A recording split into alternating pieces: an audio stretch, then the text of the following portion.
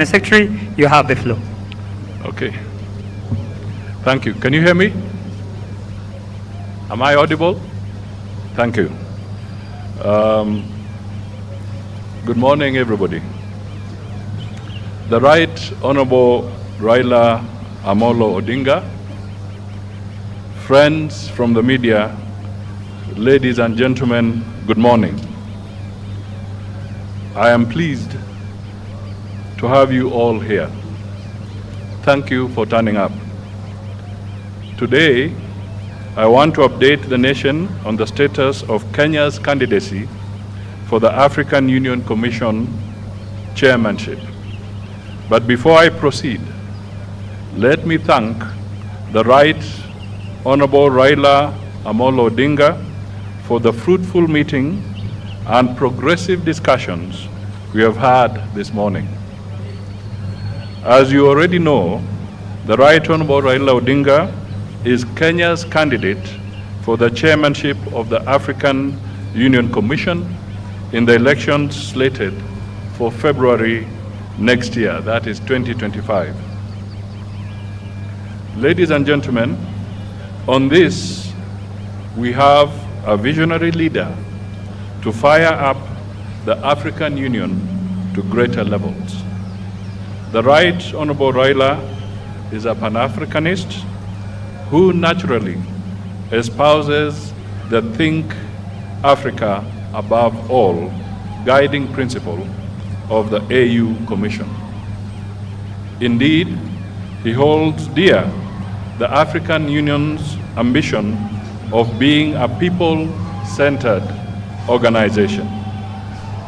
The candidates' experience and leadership philosophy align with the AU's Commission's values of efficiency, professionalism, and respect for diversity. We have no doubt the candidate will pursue excellence in line with the continent's collective aspirations of the Africa we want in 2063, as framed in the AU's development framework of Agenda 2063. Let me laud our President, His Excellency Dr. William Samoei Ruto, for fully endorsing the candidate and continuing to extensively engage with his counterparts in diverse regions of the continent. So far, our candidature has been positively received. The President has energized our foreign policy, thus successfully positioning our country as a champion of African affairs in the international arena.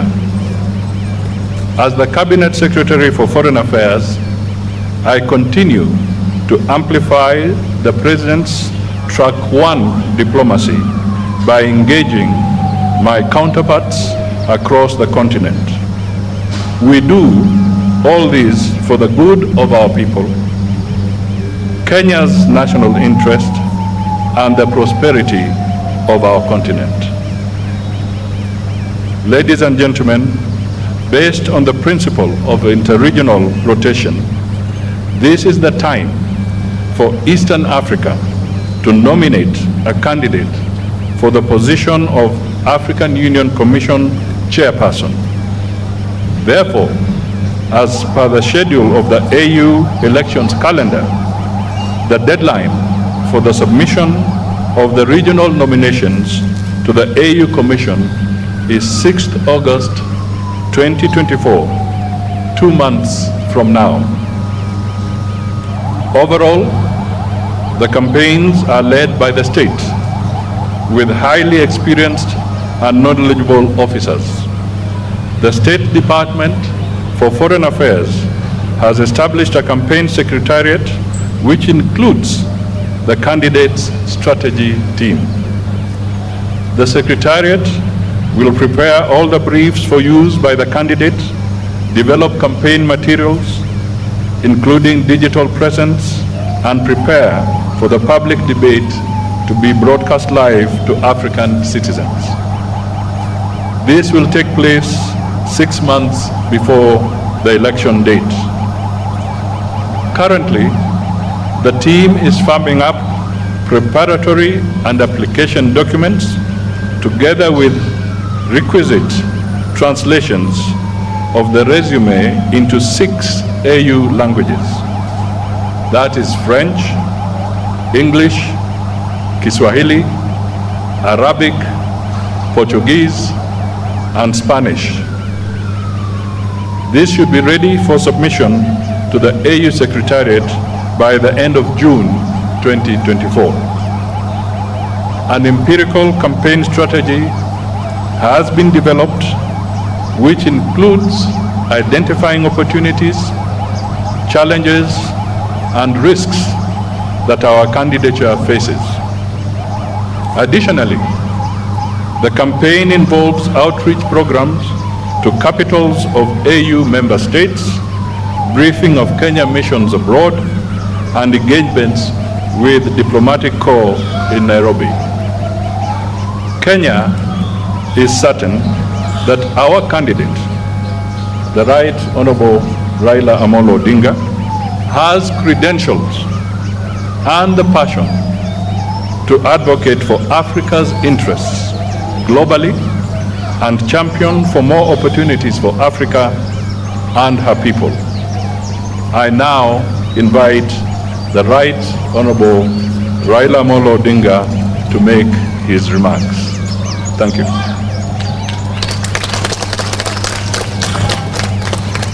Thank you, Wycliffe. We have had a meeting with the Prime Cabinet Secretary and Cabinet Secretary for Foreign and Diaspora Affairs, my brother, Honorable Wycliffe Mutembei, who led a team of government officials. This was in regard to my candidacy for the African Union Commission Chairmanship. I wish to reiterate the obvious, that I am vying for a position in Africa, not in the government of the Republic of Kenya, but I need the endorsement of the government of Kenya for that African position. At this meeting, we exchanged notes on the state of the quest so far, the preparations from my side and the government side, and the next steps that require to be taken. The Honorable Prime Cabinet Secretary shared with me the situation and levels of preparation and commitment in the government.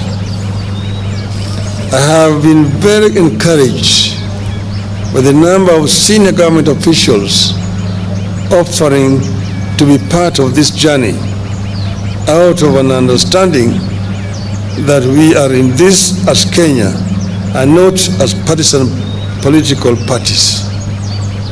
I appreciate the offer of support.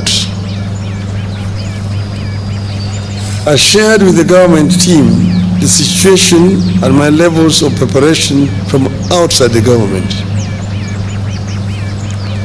I assured the team that on my own, I'm making every effort, tapping into my experience, relationships, and understanding of as many nations as I can. With committed and proper coordination, we should be able to clinch the seat. We agree and synergy as we embark on that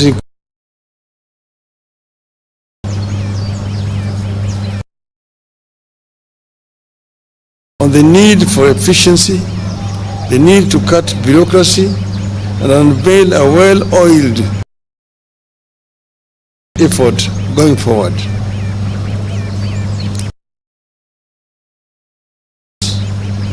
plans emerge and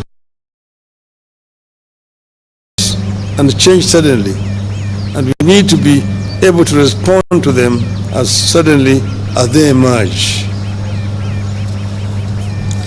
We also agreed on the need to understand the sensitivities in this quest that include national, regional, continental, and global dimensions to this quest, and therefore the need to always act responsibly, bearing all these sensitivities in mind. Once again, I thank Kenyans and the government for the support and the promise to keep updating the country on the status of the race. As I conclude, I just want to say that I have been requested by many friends, because many people have been surprised and been wondering how I came to this. Many of my friends from outside Kenya approached me and told me that this position of AUC Chairmanship is becoming vacant next year. They have looked around the continent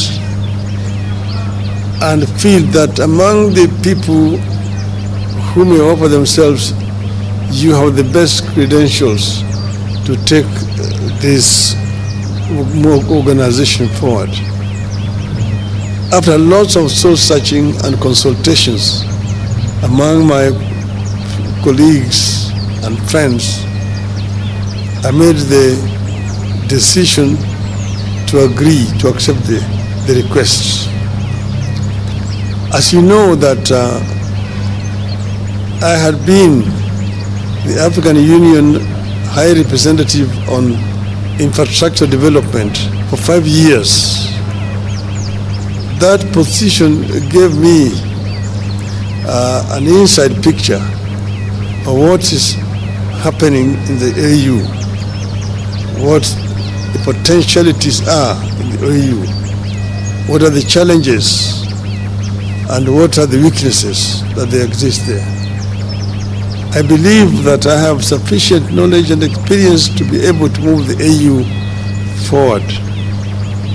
AU is an institution that was founded by the founding fathers of our nation. And their dream was an Africa that was united, an Africa that was cohesive, an Africa that was developed. The development of Africa can only be done by Africans. I am myself a Pan-Africanist and an Afro-optimist. Afro-optimists as opposed to Afro-pessimists. Afro-pessimists are the people who have given hope in Africa, say that Africa is a lost cause, is a condemned continent. Afro-optimists are those who believe in the ability of the African people to develop Africa.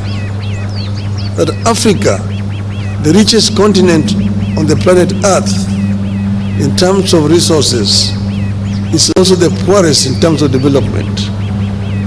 This is the paradox that we want to solve. We want Africans to be able to take charge of Africa. We want to expand the communication and trade among the African people. I was telling my brother here that when I was a student in Europe in the 60s, it was a nightmare to travel across the continent of Africa, of Europe. In Europe, to move from one country to the other, you needed a visa. And if you did not have a visa to transit in one country, they arrested you at the border and returned you where you come from. Today, you can travel across the whole of Europe, the Schengen visa. You want to enter somewhere and you can go to all parts of Europe. Yet in Africa, you still have a problem. Aliko Dangote one of the most prominent African businessmen, was saying just the other day that he needs 35 visas to travel across the continent of Africa. His French counterpart, who is his competitor, does not need, using a French passport. With a Nigerian passport, you need 35 visas to travel on the continent of Africa. You ask yourself why? Why can you not have one African visa? It can be done. We can connect the whole of this continent. And that's why I've been talking of the story of African lion. That the African lion must wake up now and claim the 21st century as the African century. Thank you, ladies and gentlemen.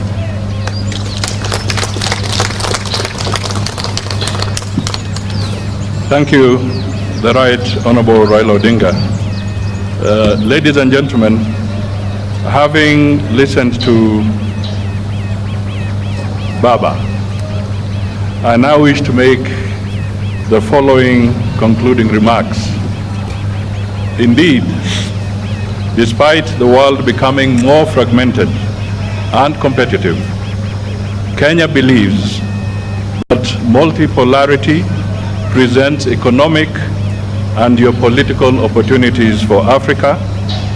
Therefore, a whole of AU strategic approach to the emerging world will enable member states to project a common voice on global matters of consequence and enhance Africa's bargaining power for mutual benefit.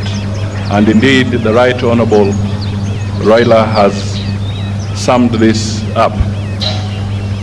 Therefore, for the continent to speak and act as one, the African Union Commission Chair the African Union will have to be more proactive and strategic in overcoming the persistent challenges that beset the African Union, namely funding shortages, logistical inadequacies, and the cyclic nature of conflicts. Additionally, the AU continues to grapple with cases of political instability and economic intricacies, weak international influence, and undue external influence, driven by a new Cold War in the continent. As a continent, we therefore need to focus on dimensions that promote our unity and enhance sustainable development for the citizens of Africa. This will include infrastructural connectivity, and he has spoken briefly to that aspect from his previous assignment, reduction in costs of doing business in the continent, accelerating the realization of the visa-free program, and promoting a common language for Africa. Also important is environmental protection of the climate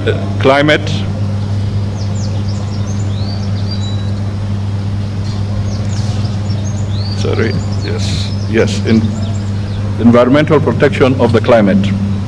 The continent should work in one voice to campaign for reforms of the international organizations and global financial institutions. The AU should be represented on the strategic international institutions, including membership to co-decision-making organs of the UN. We shall promote functional non-alignment that strategically seeks to establish mutually beneficial relationships globally. I may just want to emphasize here that the chairman of the AU Commission also holds the seat for Africa on the G20 forum. Ladies and gentlemen, the candidate, Honorable Raila Odinga, is a renowned champion of Think Africa above all. As per the AU values and inherently motivated by the AU vision, an integrated, prosperous, and peaceful Africa driven by its citizens and representing a dynamic force in the global arena. Our continental body should increase Pan-African awareness among a critical mass of citizens and promote the Africanization of our elites to proudly contribute to Africa's development goals and discourses. Kenya therefore envisions an AU that drives the continent beyond silencing the guns to achieving positive peace, sustainable peace, and security for collective prosperity. We have a long experience of supporting the AU and regional bodies, as well as bilateral engagements to foster peace and security regionally and globally. We envisage an AU that will give a greater voice to the continental crisis that have often become forgotten conflicts, as other global crises elsewhere get huge humanitarian and political attention. As a government and a country, we wish the Right Honorable Raila Odinga God's speed in this noble endeavor for the continent. God bless Kenya and God bless Africa. Asanteni sana.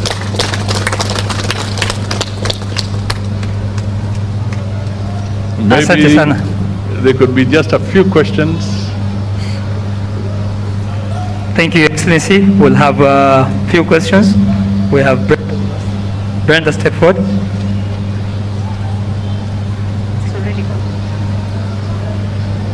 Thank you so much. I have a couple of questions that can be answered by both the candidates, Right Honorable Raila Odinga and... the Saudi? Oh, sorry. I have a couple of questions that could be answered by either the candidate, the Right Honorable Raila Odinga, or the Prime Cabinet Secretary. You have told us you have told us about the benefits that Africa stands to gain from Mr. Raila's candidature. What does Kenya stand to gain strategically for you going for that AU seat? And secondly, the Prime Cabinet Secretary has told us that the President and yourself have been already reaching out to your counterparts from the region and beyond the region, the East African region, trying to get support and push for Mr. Raila's candidature. What is the status of that push? Thank you. Oh, my name is Brenda Wanga from Citizen TV. Okay, maybe I'll comment first. First of all, a prosperous Kenya is dependent on a prosperous Africa. And we want to make it very clear that as Raila champions issues that affect the Africa continent, Kenya is part and parcel of what he shall be championing. So we are sure that as he moves across the continent,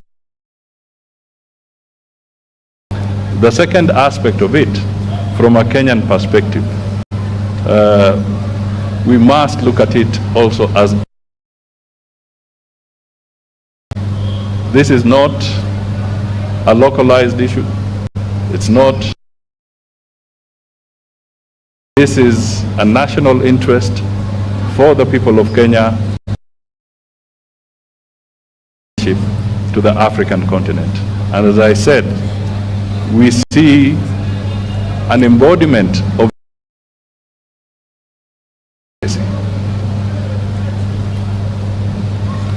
Thank you. Well, Africa. What equivalent to what the rest of Africa is going to get? If we improve beneficiary,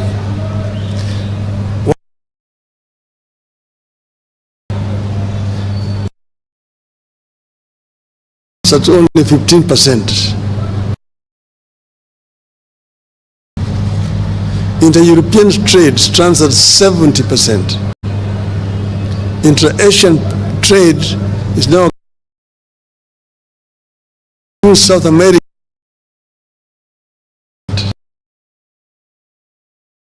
Not trade with itself for reasons, some of which You see, there are non-tariff barriers into very difficult for good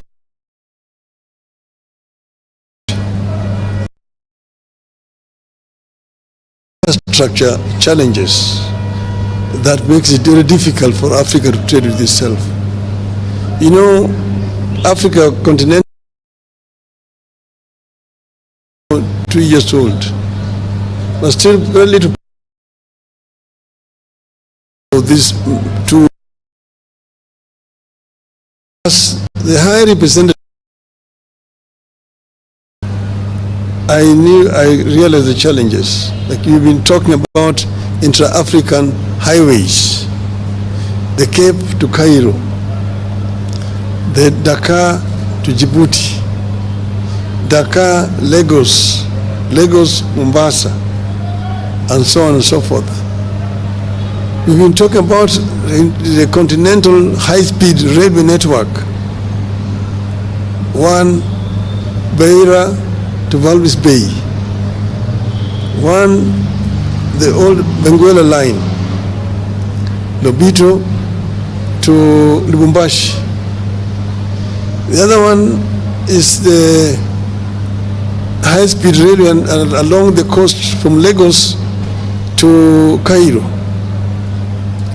The other one is our LAPSET, the Lamu Port, South Sudan, Ethiopia Transport Corridor, which as a representative of the AU on infrastructure, we actually extended from Juba through Bangui in Central African Republic to the port of Cameroon to create a land bridge that links the Atlantic Ocean to the Indian Ocean and opening up the interior of the continent, which are landlocked for trade. See, for example, Kenya grows tea. How does Kenya export his tea to Central African Republic? Between Kenya and Central African Republic, there's only South Sudan. South Sudan is the only country between Kenya and Central African Republic. But how do you take the tea there? There's no infrastructure. You have to find a ship that will go around the Cape, along the western coast, to the Cameroonian port of Douala, and then by road to Bangui. The French are there ahead of you. That's why they drink in Bangui Kenyan tea, Christian as English breakfast tea. But with an upset, we can be able to take our goods there. But this infrastructure cannot be developed country by country. You need to have a mechanism at the center that is coordinating funding for this infrastructure. If you want to do the LAPSET, Kenya can only do its part up to the border with South Sudan. Then South Sudan needs to take it from there to the border with Central African Republic. Central African Republic takes it to Cameroon and to reach there. But you need a center to be able to coordinate funding, to mobilize funding for this infrastructure development, which are cutting across the continent. That is why those things have not been done.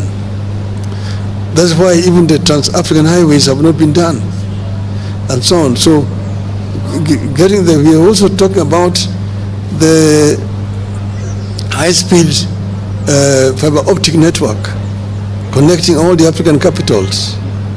We're talking about open skies to be able to move freely in the African airspace without so much impediment. At the moment, traveling across Africa is a major problem.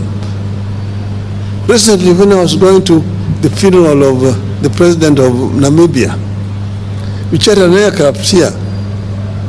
We had to spend 3 hours at Wilson Airport waiting for clearances of airspaces, the transit countries. You have to get a clearance to fly over Tanzanian airspace, DRC, Zambia, Botswana, and Namibia itself. And it's expensive. The other day, I was in Dar es Salaam going to Niamey in Niger. There, you had spent 10 hours waiting. You need a clearance over Uganda, over DRC, over Central African Republic, over Cameroon, Nigeria, and Niger. And that is what is making the air transport in the continent so expensive. It is easier to move goods by air. You need to put the facilities across the continent. And then have also an African continental air traffic control. In Europe, you only need one permit and you can fly all over the countries of Europe. Here, you need to get permission from Nairobi, Dar es Salaam, Kinshasa, Lusaka, nearly going down those sides. So all these are what is making inter-African trade difficult. I've told you about the issues of visas. It's another problem, and so on and so forth. We've been talking about making the Nile River navigable so that you can be able to move from Mediterranean Sea to Lake Victoria. Ships can move from Europe and don't have to go around the Horn to come to our coast on the other side. You can go direct on the Nile to Lake Victoria and land there in Jinja, in Kampala, in Kisumu, and in Mwanza. Those are some of the projects that could be done. And if you open up those way, Kenya will be a major beneficiary, and Africa generally. So we have ideas which we think, if implemented, will improve the inter-African trade. Thank you. Asante sana. Thank you so much, Your Excellency. In the interest of time, Your Excellency, we are unable to take more questions because the Prime says is needed somewhere in Nandi in the next few. More? Okay, one question. Excellencies, my name is Maina from the Isili Voice. First question to the former Premier. Some Kenyans and some Africans feel that Nairobi fronting your candidature is a way of settling domestic political scores. Do you think you're exporting domestic politics to Addis Ababa? The other question to you, former Premier, it's about the Kenya stance, Kenya openly standing with Israel, which has been committing a genocide in Gaza. Do you think this could potentially impact your candidature at the African Union Commission next year because of such global geopolitical standing? Asante Mwangi, thank you. No, I mean, I'm a Kenyan, and as I mentioned, nobody has asked me. The Kenya government did not ask me. I made a decision myself that I want to offer myself to serve the continent. And as you know, you cannot run for this position without being sponsored by your country. Your candidature is not valid until your country has said yes. So I was myself pleasantly surprised that the Kenya government said they would support me. I was expecting them to say no. I don't know the reason why they said yes. That is their own decision, it's not mine. I will tell you why we said yes. We said yes because Raila is competent. Yes. And we are looking at Kenya's national interests and Africa's national interests. So this is not about our local issues. And we do not want, and we really want to get the Fourth Estate to help us to project the national interests of Kenya, because it would be a first for Kenya. And it would be an opportunity for Kenya to offer leadership to the African Union. And Raila Amolo Odinga has got the requisite experience. As I said in another forum, he has seen both hot and cold. And Africa is beaming with both hot and cold. And Raila is required on the African continent. Your Excellency. On the issue of Israel, it's just, I think yesterday, the Gaza issue, I issued a very clear statement on behalf of the Republic of Kenya, where I said that Kenya stands for a two-state solution, so that Israel stands as a nation and the people of Palestine should also have their state as a nation. So under no circumstances is Kenya favoring one against the other. What is important is that the conflict in the Middle East, like in other where there is conflict elsewhere, we call for a peaceful resolution as soon as possible, because the humanitarian crisis is huge. Your Excellency, my name is Jeff Kirui from KTN News. Jeff, Yes. we are done, Jeff. Just Please, one final please, question. Jeff. Please, Your Excellency. Tafadhali, Prime anafaa kwenda One mbali. final Tafadhali, let's end it there. Yes, the question is regarding EAC. They have been pushing for one candidate. The newest kid on the block, Somalia, has its candidate. In the eastern region, we have Djibouti and Seychelles who also have candidates. Is it a concern to you that this might complicate matters considering the two-third requirement to clinch the seat? And also, could you clarify on the composition of your campaign team? As I said here, that we are focusing on Kenya's candidacy. Yeah. Other countries that have their wish to front a candidate will speak about their own. Yes. But for now, as far as we are concerned, we have a long journey to go to campaign, and our candidate is Honorable Raila Amolo Odinga. And as I indicated in my earlier remarks, that the strategy is in place, and we shall be looking at all the challenges and opportunities as we go along. And I think I should also tell you that subsequent to this, I think the lady had asked, I want to emphasize that our president has also made several strides in talking to his counterparts across Africa.